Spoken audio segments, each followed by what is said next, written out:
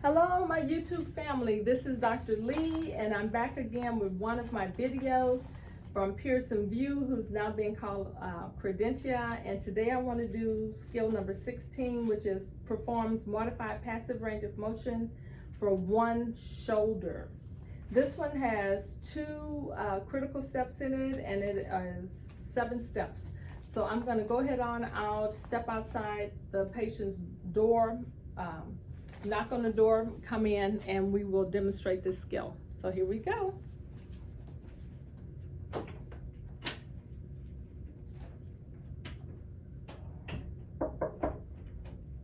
Hello, Miss Mary, how are you doing? I'm closing your door to provide for privacy. How are you doing today? My name is Dr. Lee, and I'm here to do exercises to your for your arm. Is that okay for you? Okay, great. I'm gonna go ahead and wash my hands so that my hands are clean. Pulling the curtain is optional because I've already provided for privacy by closing the door to the patient's room. So Miss Mary, let me move your call light here and put it up under here. And we're gonna be doing exercises to one arm. So I'm gonna support your elbow, under the elbow and the wrist.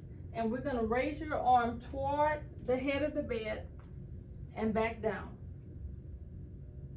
How was that? If you have any pain or discomfort, be sure and let me know. Again, toward the head of the bed, back down. Is that okay? No pain? One more time. Toward the head of the bed and back down. Very good, Miss Mary. Now we're going to be taking your arm from the side and coming out, and we'll do that 3 times. Again, any pain or discomfort, be sure and let me know. Here we go. At the side, take a step back to come back. Back to the side, we're going to come back out again. And one more time, still supporting under the elbow and at the wrist, to the side and come back out. Very good, Miss Mary. You did an excellent job. I'm going to give you your call light. Since I exercised this arm, it may be a little weak, I'll put your call light on the other side of the bed for you. Okay? All right, so if you need anything, just push that red button. I washed my hands and I'm through with that skill. So let's talk about it. Grab my chair. We have a little conversation here. All right, so with this particular skill, number 1, explain the procedure to the patient. We did that. Number 2, provide privacy. We did that with the patient's door into the patient's room. Number 3, instruct client to inform candidate if pain is experienced during the exercise. Now, sometimes students may get a little hung up on this particular one, number 3.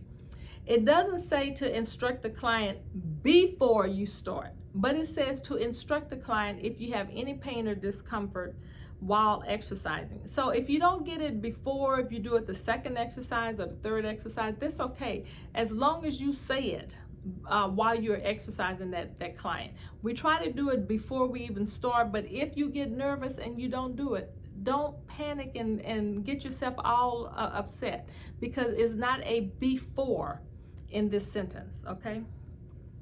Now, number 4 is a critical step. 4 and 5 are critical steps. These are things that we must do if we want to pass this skill. So number 4 says, while supporting the arm at the elbow and at the wrist. So I have to support in both places. And when I support under, not never on top, always under. Okay? So number 4 says, while supporting arm at the elbow and wrist, raise the client's arm from one position toward the head to ear level. So figure out where the person's ear is at, and you want to bring the arm up to the ear and then back to the side of the body. Up to the ear and back to the side of the body. Up to the ear and back to the side of the body. So this ear is your landing mark, okay? All right.